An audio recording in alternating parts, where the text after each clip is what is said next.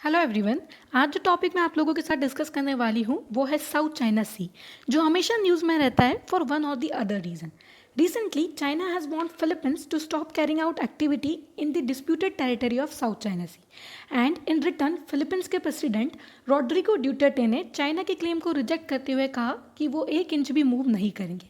Plus China has made several harsh statement against USA also. तो आइए हम लोग देखते हैं कि साउथ चाइना सी जो इशू है उसका static part plus current also. And here my self Saloni Agarwal welcoming you all at my YouTube channel.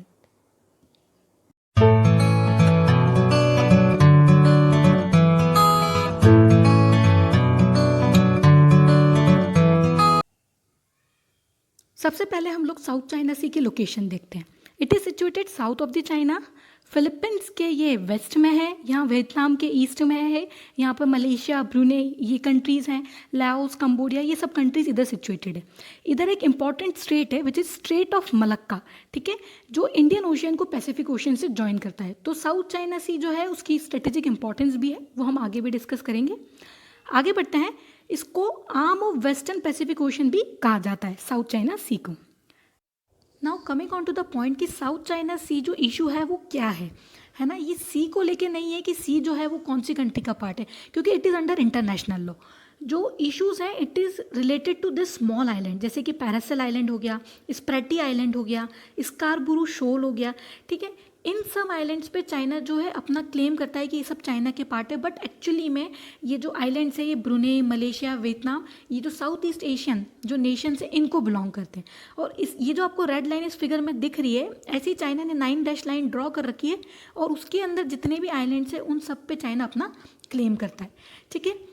आगे देखते हैं एक एग्जांपल। जैसे अगर हम देखें तो अभी रिसेंटली जो पैरासेल आइलैंड में यूएसए की वॉरशिप थी, तो चाइना ने उसको मना कर दिया था सेल करने को, और रीज़न यही दिया था कि it belongs to China. But actually में तो जो ताइवान, फिलीपींस, ब्रूनेई, मलेशिया ये कंट्रीज़ भी उस आइलैंड पे अपना क्लेम जताती है, बिकॉज ये सब आइलैंड जो हैं एक्चुअली चाइना इन पे अपना क्लेम जता क्यों रहा है, because they all have good amount of oil and gas deposits, ठीक है, रिच इन नेचुरल रिसोर्सेज, ठीक है। आगे बढ़ते हैं। 9 डैश लाइन जो मैंने अभी आप लोगों को वर्ड यूज़ करा 9 डैश लाइन, ये आप लोग फिगर में देख भी पा रहे हैं। 9 डैशेज हैं इसलिए इसको 9 डैश लाइन बोलते हैं। अभी हम लोग इसको डिटेल में देखते हैं। जब चाइना इन आइलैंड्स पे अपना क्लेम करता है तो वो कुछ हिस्टोरिकल रीजंस देता है। एक्चुअली में इसके पीछे एक कुछ स्टोरी है जो मैं आप लोगों के साथ शेयर करना चाहती हूँ।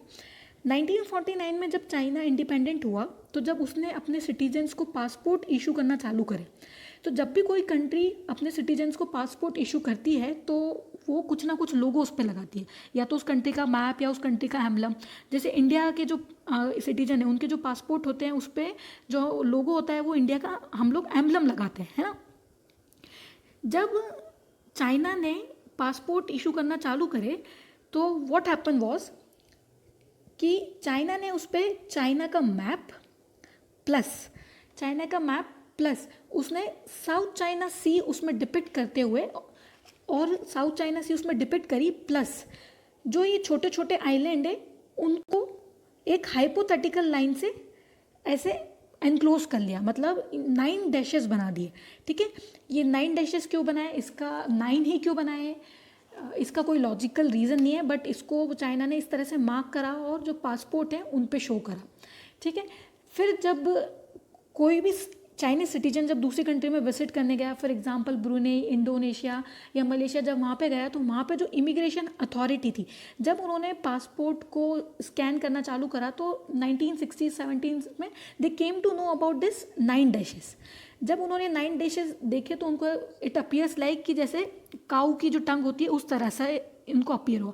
तब तक भी समझ नहीं आया कि चाइना ऐसा क्यों कर रहा है, ठीक है। फिर धीरे धीरे जब ये छोटे छोटे नेशन से इनको क्लियर हुआ कि जो स्मॉल टाइनी आइलैंड से चाइना ने इसको अपनी टेरिटरी में इंक्लूड कर लिया है, और इसका मतलब चाइना ये हमको बताना चाहता है कि जितने भी आइलैंड्स हैं ये सब चाइना के पार्ट है, ठीक है। तो इसी जो 9 डैशेस जो हैं इसी को ही काउस टंग बोला जाता है। फिर धीरे धीरे सब कंट्रीज़ को चाइना के बारे में पता चलने लग गया है कि वो साउथ चाइना सी में क्या कर रहा है, बट टिल 1982 हमारे पास कोई लॉ नहीं था जो इंटरनेशनल सी को गवर्न करे। फिर यूएन क्लॉज जो है 1982 में फॉर्म होता है, 1994 में it came into effect. UNCLOS United Nation Convention on the law of the sea, जैसा कि जो नेम है वही सजेस्ट कर रहा है कि it was form to promote peaceful use of seas and the ocean and the resources which are available in the sea can be use equitably and efficiently. UNCLOS ने उसके formation के बाद एक formula introduce करा in order to demarcate the maritime border, और उसके अंदर में क्या था कि जो वाटर बॉडी थी उसको 5 जोन्स में डिवाइड कर दिया, internal water, territorial sea, contiguous zone, exclusive economic zone and high sea. ठीक है, और यूएन क्लोज ने बोला कि आपको एक बेस लाइन क्रिएट करनी है। बेस लाइन मतलब जो आपकी एक्चुअल कोस्ट लाइन है वहाँ से आपको डिस्टेंस मेजर करनी है, ना कि आपको आर्टिफिशियल आइलैंड से करनी है। तो चाइना ने क्या करा कि साउथ चाइना सी में जो उसके आर्टिफिशियल आइलैंड है वहाँ से जो डिस्टेंस है वो मेजर करी। तो जो यूएन क्लोज का जो फर्स्ट प्रिंसिपल था वो उसने वायलेट कर दिया। सेकेंडली यूएन क्लोज ने बोला कि अगर इन केस आपके कोई 2 जोन ओवरलैप करते हैं, है ना, अगर कोई 2 जोन ओवरलैप करते हैं तो उसको म्यूचुअल जोन ऑफ एक्टिविटी बोलेंगे, और उसमें आपको आपस में बैठ के डिसाइड करना है कि आप कैसे ऑयल एक्सप्लोरेशन करोगे, फिशिंग कैसे करोगे, आपस में डिसाइड करना है।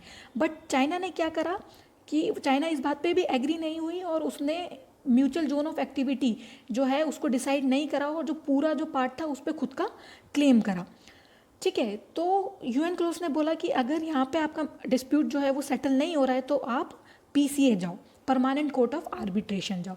परमानेंट कोर्ट ऑफ आर्बिट्रेशन क्या है? इट वॉज फॉर्म्ड इन 1899 और जो उसका हेड क्वार्टर है it is in Hague, Netherland. ठीक है, एक चीज़ आप लोग याद रखना, it is not a court, है ना, it is a place where 2 countries can settle their dispute. ठीक है, अब फिलीपींस जो है वो 2013 में परमानेंट कोर्ट ऑफ आर्बिट्रेशन जाता है और वहाँ पे सारी जो साउथ चाइना सी का जो इशू है वो सब उसके सामने रखता है, और फाइनली 2016 में जब पीसीए का वर्डिक्ट आता है तो वो फिलीपींस के फेवर में आता है ना, और चाइना के अगेंस्ट आता है।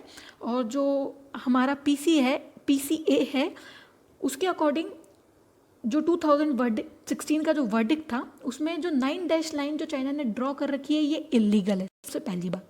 इसके अलावा जो चाइना पूरी साउथ चाइना सी पे ब्लैंकेट क्लेम करता है, मतलब ऑलमोस्ट पूरा पार्टी अपने अंडर मानता है, तो वो भी एक तरह से इलीगल है। ये किसने बोला? परमानेंट कोर्ट ऑफ आर्बिट्रेशन ने। ठीक है, और एक और चीज़ उसने बोली कि जो चाइना यूएन क्लोज के प्रिंसिपल फॉलो नहीं कर रहा है ये भी गलत बात है। But what happen was China refuses to accept the verdict. ठीक है, अब क्या इससे फिलीपींस को कुछ फ़ायदा मिला? एग्जैक्टली आप बिल्कुल मना नहीं कर सकते, क्योंकि यस, जब फिलीपींस मैटर को पीसीए लेके गया है तो जो इशू है इट हैज़ बीन इंटरनेशनलाइज। ठीक है, सबको पता है कि what China is doing there, है ना, साउथ चाइना सी में वो क्या कर रहा है। अगर लेट्स सपोज जो चाइना है उसने पीसीए की बात नहीं मानी या उसने मानने से मना कर दिया, क्योंकि पीसीए जो है it lack the power to enforce its verdict, है ना, ये कोई यूनाइटेड नेशन के अंडर कोई कोर्ट नहीं है। ठीक है, it is just a observer. अब मान लो कि अगर हम पीसीए को अमेंड भी करते हैं, है ना, पीसीए को अमेंड करते हैं तो हमको यूनाइटेड नेशन की जनरल असेंबली में जाना पड़ेगा। लेट्स सपोज अगर वहाँ से अप्रूवल मिल भी जाता है तो हमको यूएनएससी जाना पड़ेगा। यूएनएससी में 5 परमानेंट मेंबर्स हैं एंड 10 नॉन परमानेंट मेंबर्स हैं। तो 5 परमानेंट मेंबर में से एक चाइना भी है, तो चाइना जो है वो अपना वीटो यूज़ कर लेगा, तो वहाँ भी कुछ काम नहीं बनेगा। इसलिए ये इशू एवरग्रीन इशू है जो हमेशा न्यूज़ में रहता है, बट इसका अभी तक कोई परमानेंट सॉल्यूशन नहीं निकला है। आगे देखते हैं साउथ चाइना सी की इंपॉर्टेंस क्या है। एक तो सबसे पहले स्टेट ऑफ मलक्का जो हमने इनिशियली डिस्कस करा था।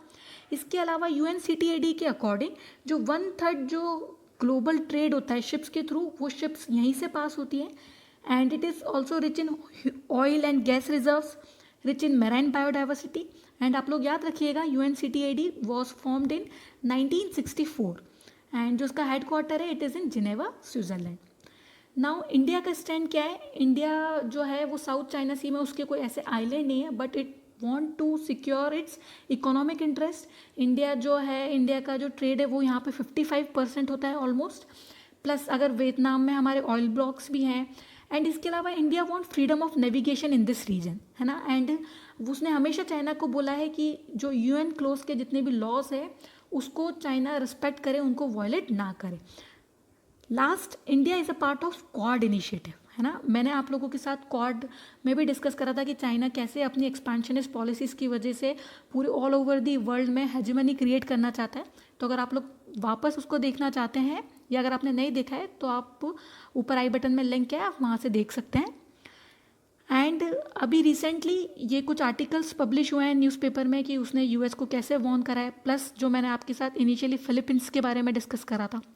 एंड इसके अलावा लास्टली, जैसे अगर हम एक एग्जांपल कंसीडर करें तो ये एक साउथ चाइना सी में आइलैंड है जो 2014 में तो सैंड बैंक था, बट 2017-18 के आसपास चाइना ने यहाँ पे एयर स्ट्रिप क्रिएट कर ली। तो व्हाट चाइना इज़ डूइंग, यहाँ पे अपने मिलिट्री बेसिस बना रहा है ताकि जो उसकी जो हेजेमनी है या जो दूसरे छोटे छोटे नेशन है वो उससे डर के रहे, है ना। साउथ चाइना सी जो है वो पूरा उसके अंडर में आ जाए, क्योंकि वहाँ पे ऑयल गैस रिजर्व्स हैं। तो सुपर पावर बनने के लिए ये सब जो एक्टिविटीज़ है चाइना है कैरी आउट कर रहा है, ठीक है। So thank you all of you, that's all from my side. अगर आप लोगों को कोई डाउट आता है तो you can ask me in the comment box and will meet you in the next video. Till then, good luck, take care all of you, and don't forget to subscribe my YouTube channel in order to get the latest updates. Thank you all of you.